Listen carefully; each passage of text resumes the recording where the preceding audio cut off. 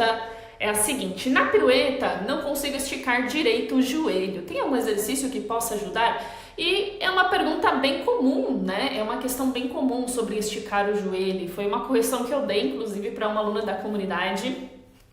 Uma correção que eu dei para uma aluna da comunidade sobre as piruetas. Eu falei, olha, se você esticar mais a sua perna de base, você vai conseguir girar mais? Tava quase saindo a quarta pirueta. Eu falei, a única coisa que está faltando no seu caso é esticar a perna de baixo. E muitas vezes é uma questão recorrente, né? Seja em qualquer sequência da barra, um tandi, um GT, um rondejambe, um adágio, pirueta, qualquer coisa.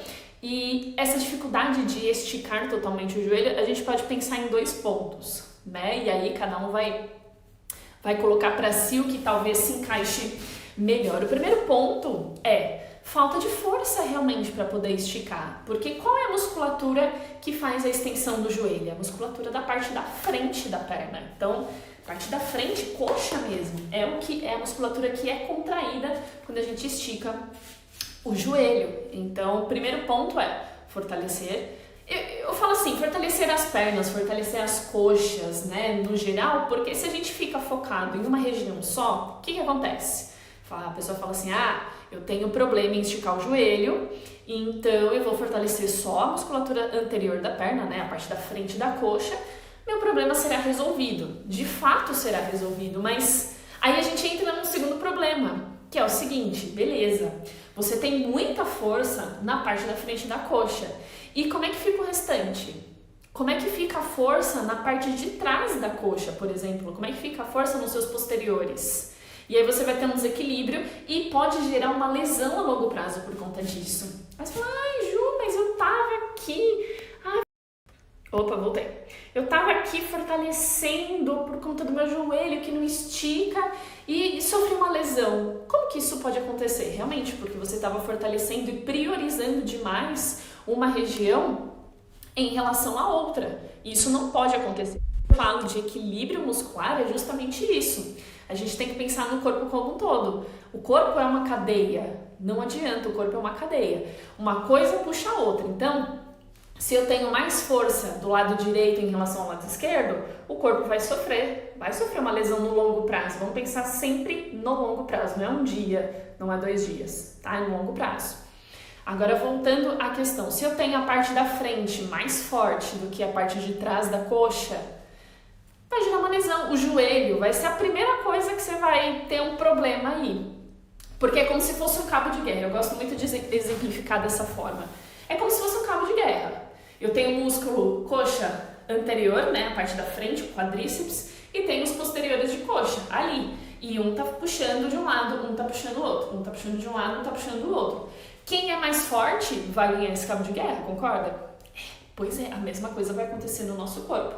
Então, voltando lá à pergunta, porque vocês sabem que eu vou puxando cada hora um assunto diferente, mas voltando à pergunta sobre o joelho, pensar em fortalecer a coxa como um todo, mas talvez priorizar em um treino, talvez um treino, né, ali de forma mais pontual, exercícios que fortaleçam mais a parte da frente da coxa. Então, exemplos, os clássicos.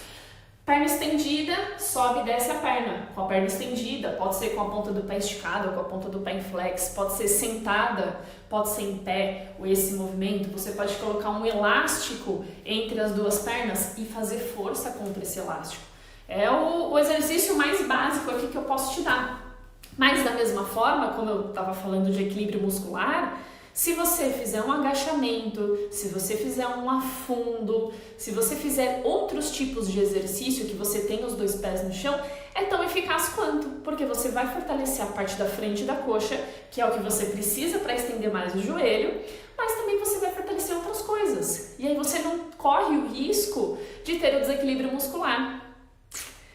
Não sei se faz sentido, talvez isso você vai começando parece que as coisas começam a fazer sentido, porque, de novo, se a gente foca em uma única região, eu tenho, sei lá, falta de força no abdômen. Então eu só vou focar no abdômen, só vou fortalecer, meus treinos de fortalecimento só serão voltados para o abdômen. Beleza, por um tempo vai funcionar, você vai ganhar força no abdômen, mas isso no longo prazo você vai acabar esquecendo de outras regiões.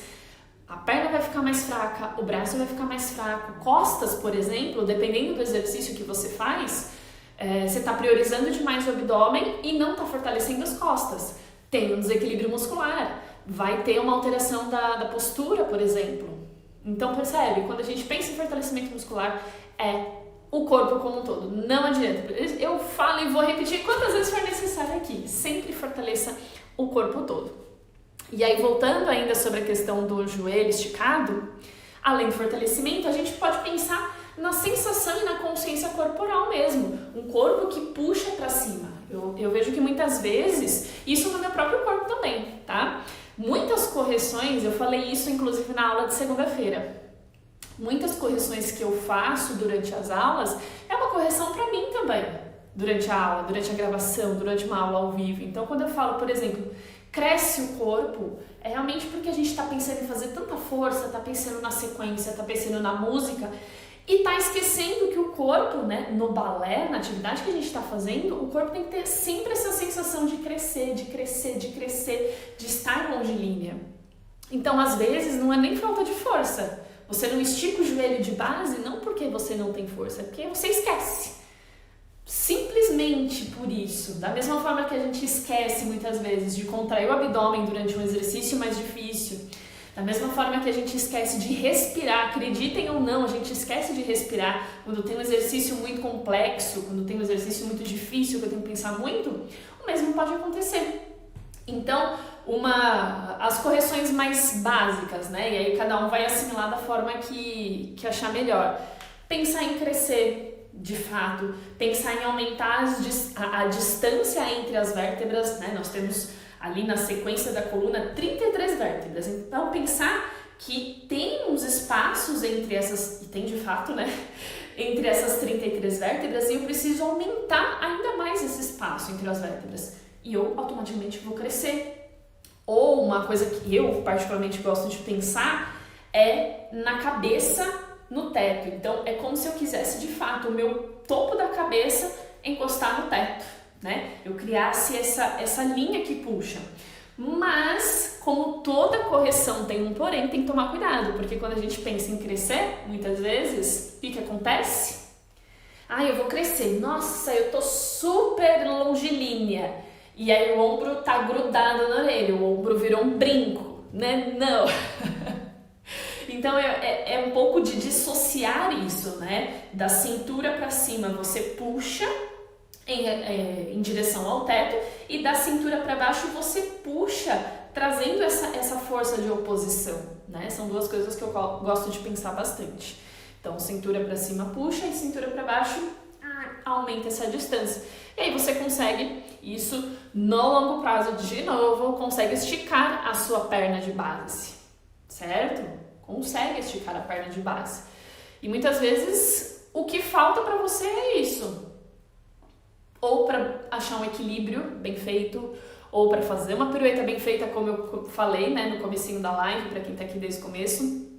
Ou às vezes até para um passo mais complexo, é o que falta ali para te dar estabilidade. Porque a partir do momento, e me avisem aí, ó, quem tá ao vivo comigo, vocês têm dificuldade em esticar o joelho, manter o joelho estendido? Me manda aí um sim ou não. E se quiser, ainda temos um tempinho para uma outra pergunta, tá? Acho que eu falei rápido demais. Muitas vezes é só isso que falta para você achar de fato o seu balance, porque quando o seu joelho tá dobrado, que seja só um pouquinho, mas se ele não tá ali esticado, né, como deveria estar, a sua articulação ela tá instável, ela tá mais instável do que deveria. Olha lá, sim, tenho. Então, a sua articulação do joelho ela tá mais instável e entre aspas, te derruba do balance. Então, se você tem ali uma estrutura firme, você consegue puxar o seu corpo para cima, percebe? E às vezes a gente acha que é besteira, né? Fala, mas é só um joelho dobrado. Não, é um joelho dobrado que pode afetar todo o resto, porque se meu joelho, olha só, olha como a escadinha, né? Começa lá do tornozelo. O tornozelo, vamos supor que tá ok. Tornozelo, beleza. Mas o joelho tá instável. Se o joelho tá instável, o quadril pode ficar instável. Se o quadril tá instável, o meu tronco vai ficar instável. E se o tronco tá... o meu braço vai ficar... E aí, é aquele bendito balance que não sai. É aquele bendito balance que você treina mais um pouco e aquilo não sai de jeito nenhum. É simplesmente, muitas vezes, por um único detalhe. É um único detalhe. Olha lá, a Ana até colocou aqui pra mim, ó. Sim, nas aulas me esqueço sempre do básico do básico. E vou além, Ana. A gente... Alguém comentou... na aula de segunda-feira de novo. Uma aluna comentou assim, uma aluna da comunidade. A gente tem que limpar o básico, a gente sempre tem que melhorar o básico, alguma coisa assim. Eu falei, pois é. E isso é para todo mundo, para quem é iniciante, para quem é intermediário, para quem é avançado, para quem já tem, sei lá, para quem faz balé há 6 meses, para quem faz balé há mais de 20 anos, como eu. São os pequenos detalhes, é o básico que a gente tem que ajustar, não é grandes coisas.